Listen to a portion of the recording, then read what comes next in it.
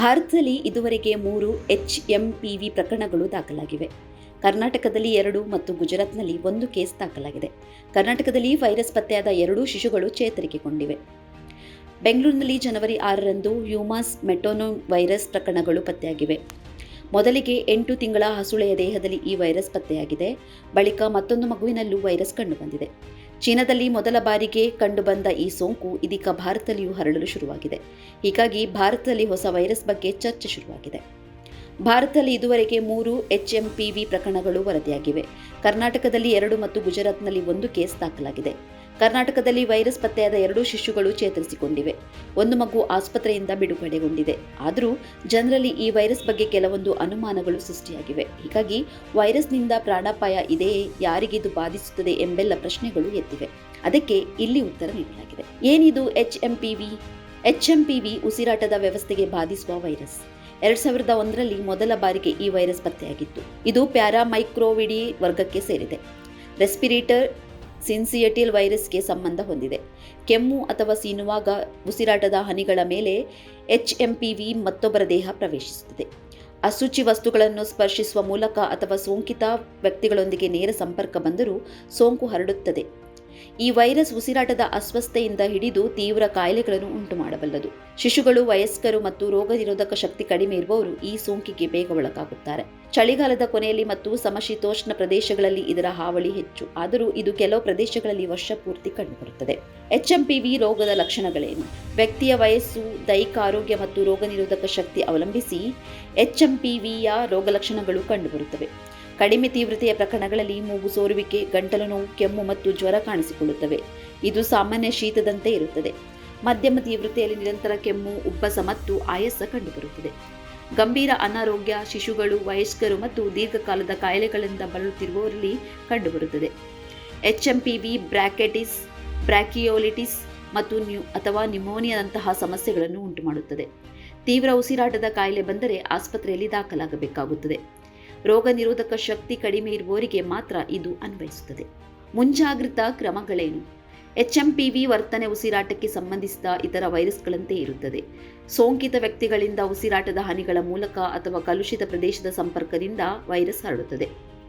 HMPV ಹರಡುವುದನ್ನು ತಡೆಗಟ್ಟಲು ನೀರಿನಿಂದ ಆಗಾಗ್ಗೆ ಕೈ ತೊಳೆಯುವುದಕ್ಕಿಂತ ಉತ್ತಮ ಮಾರ್ಗ ಇನ್ನೊಂದಿಲ್ಲ. ನೈರ್ಮಲ್ಯ ಕಾಪಾಡಿಕೊಳ್ಳುವ ಅಭ್ಯಾಸ ಹೆಚ್ಚು ಪರಿಣಾಮಕಾರಿ. ಸೀನುವಾಗ ಅಥವಾ ಕೆಮ್ಮುವಾಗ ಬಾಯಿ ಮತ್ತು ಮೂಗು ಮುಚ್ಚಿಕೊಳ್ಳುವುದು ಮತ್ತು ಮಾಸ್ಕ್ ಧರಿಸುವುದು ಎಲ್ಲರ ಸಾಮಾಜಿಕ ಜವಾಬ್ದಾರಿ. ಸೋಂಕಿತ ವ್ಯಕ್ತಿಗಳೊಂದಿಗೆ ನಿಕಟ ಸಂಪರ್ಕ ತಪ್ಪಿಸುವುದು ಮತ್ತು ಆಗಾಗ ಮುಟ್ಟುವ ವಸ್ತುಗಳನ್ನು ಸ್ಯಾನಿಟೈಸ್ ಮಾಡುವುದು ಅತ್ಯುತ್ತಮ. HMPV ಸೋಂಕು ಎಷ್ಟು ದಿನ ಇರುತ್ತದೆ? HMPVಯ ಸಾಮಾನ್ಯ ಪ್ರಕರಣಗಳು 1-2 ದಿನಗಳಿಂದ ಶುರುವಾಗಿ 1 ವಾರದವರೆಗೆ ಇರುತ್ತದೆ. ಗಂಭೀರ ಪ್ರಕರಣಗಳಲ್ಲಿ ಸುಧಾರಿಸಿಕೊಳ್ಳುವುದಕ್ಕೆ ಹೆಚ್ಚು ಸಮಯ ತೆಗೆದುಕೊಳ್ಳಬೇಕಾಗುತ್ತದೆ. ಕೆಮ್ಮಿನಂತಹ ದೀರ್ಘಕಾಲದ ರೋಗಲಕ್ಷಣಗಳು ನಿವಾರಣೆಯಾಗಲು ಹೆಚ್ಚು ಸಮಯ ತೆಗೆದುಕೊಳ್ಳಬಹುದು. HMPV ಸೋಂಕು ಪತ್ತೆ ಹಚ್ಚುವುದು ಹೇಗೆ?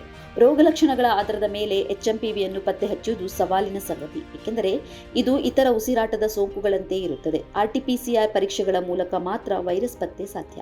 ಆಂಟಿಜೆನ್ ಪರೀಕ್ಷೆಯ ಮೂಲಕವೂ ತಕ್ಷಣದಲ್ಲೇ ಪತ್ತೆ ಹಚ್ಚಬಹುದು. ಭಾರತದಲ್ಲಿ Indian Council of Medical Research ಈ ರೀತಿಯ ಸೋಂಕುಗಳನ್ನು ಹರಡುವ ವೈರಸ್ಗಳ ಮೇಲೆ ಕಣ್ಗಾವಲು ಇಟ್ಟಿದೆ. HMPV ಸೇರಿದಂತೆ ಉಸಿರಾಟದ ವೈರಸ್ಗಳನ್ನು ನಿಯಮಿತವಾಗಿ ಪರೀಕ್ಷಿಸುತ್ತದೆ. HMPV ಸೋಂಕಿಗೆ ಚಿಕಿತ್ಸೆ ಏನು? ಸದ್ಯಕ್ಕೆ HMPVಗೆ ಯಾವುದೇ ನಿರ್ದಿಷ್ಟ ಆಂಟಿವೈರಲ್ ಔಷಧಿ ಅಥವಾ ಲಸಿಕೆ ಲಭ್ಯವಿಲ್ಲ. ಚಿಕಿತ್ಸೆಯು ಸೋಂಕಿನ ತೀವ್ರತೆ ಅವಲಂಬಿಸಿರುತ್ತದೆ. ಸೌಮ್ಯ ಪ್ರಕರಣಗಳಿಗೆ ವಿಶ್ರಾಂತಿ, ಸಾಕಷ್ಟು ನೀರು ಕುಡಿಯುವುದು ಮತ್ತು ಜ್ವರ ಮತ್ತು ಮೂಗು ಕಡಿಮೆ ಮಾಡುವ ಔಷಧಗಳು ಸಾಕು. ತೀವ್ರ ಪ್ರಕರಣಗಳಲ್ಲಿ, ವಿಶೇಷವಾಗಿ ನ್ಯೂಮೋನಿಯಾ ಅಥವಾ ಬ್ರಾಂಕಿಯೋಲಿಟಿಸ್ ಇದ್ದವರಿಗೆ ಆಮ್ಲಜನಕ ಪೂರೈಕೆ ಮಾಡಲು ಆಸ್ಪತ್ರೆಗೆ ದಾಖಲಾಗಬೇಕಾಗುತ್ತದೆ. ಗಮನಾರ್ಹ ಉಸಿರಾಟದ ತೊಂದರೆ ಅನುಭವಿಸುವ ರೋಗಿಗಳಿಗೆ ಲೈಫ್ ಸಪೋರ್ಟ್ ಬೇಕಾಗುತ್ತದೆ. ಚಿಕಿತ್ಸೆಗಳು ಮತ್ತು ಲಸಿಕೆಗಳನ್ನು ಅಭಿವೃದ್ಧಿಪಡಿಸಲು ಸಂಶೋಧನೆ ನಡೆಯುತ್ತಿದೆ. ಹೀಗಾಗಿ ತಡೆಗಟ್ಟುವ ಕ್ರಮಗಳು ಮತ್ತು ಆರಂಭಿಕ ವೈದ್ಯಕೀಯ ನೆರವಿನಿಂದ ಸಮಸ್ಯೆಯಿಂದ ಮುಕ್ತಿ ಪಡೆಯಬಹುದು. ಭಾರತದಲ್ಲಿ ಮೇಲ್ವಿಚಾರಣೆ ಮಾಡುವವರು ಯಾರು? HMPV ಹೊಸ ವೈರಸ್ ಅಲ್ಲ. ಪ್ರಕರಣಗಳು ಈಗಾಗಲೇ ವಿಶ್ವದಾದ್ಯಂತ ವರದಿಯಾಗಿದೆ. ಭಾರತದಲ್ಲಿ ICMR ಮತ್ತು IDSPಯಂತಹ ವ್ಯವಸ್ಥೆಗಳು HMPV ಸೇರಿದಂತೆ ಉಸಿರಾಟದ ಸೋಂಕುಗಳನ್ನು ತರುವ ವೈರಸ್ ಬಗ್ಗೆ ನಿಗಾ ವಹಿಸಿದೆ. ಸರ್ಕಾರವು ತನ್ನ ಆರೋಗ್ಯ ಮೂಲಸೌಕರ್ಯ ಹೆಚ್ಚಿಸುವುದಾಗಿ ಹೇಳಿದೆ. ಹೀಗಾಗಿ ತುರ್ತು ಪರಿಸ್ಥಿತಿಯನ್ನು ಎದುರಿಸುವುದಕ್ಕೂ ಸಜ್ಜಾಗಿದೆ. HMPV ಮತ್ತು ಕೋವಿಡ್-19 ನಡುವಿನ ಹೋಲಿಕೆಗಳು. HMPV ಮತ್ತು ಕೋವಿಡ್-19 ಎರಡು ಉಸಿರಾಟದ ಸಮಸ್ಯೆ ತರುವ SARS-CoV-2 ವೈರಸ್ನಿಂದ ಉಂಟಾಗುತ್ತದೆ. ಆದರೂ ಅವುಗಳ ವೈರಾಲಜಿ ಮತ್ತು ಪ್ರಸರಣಮಯ ಮತ್ತು ಆರೋಗ್ಯದ ಮೇಲಿನ ಪರಿಣಾಮ ಗಮನಾರ್ಹ ವ್ಯತ್ಯಾಸ ಹೊಂದಿದೆ. ಎರಡೂ ಸೋಂಕುಗಳು ಉಸಿರಾಟದ ಹನಿಗಳು, ಸೋಂಕಿತರಿಂದ ನೇರ ಸಂಪರ್ಕ ಮತ್ತು ಕಲುಷಿತ ವಸ್ತುಗಳಿಂದ ಹರಡುತ್ತದೆ.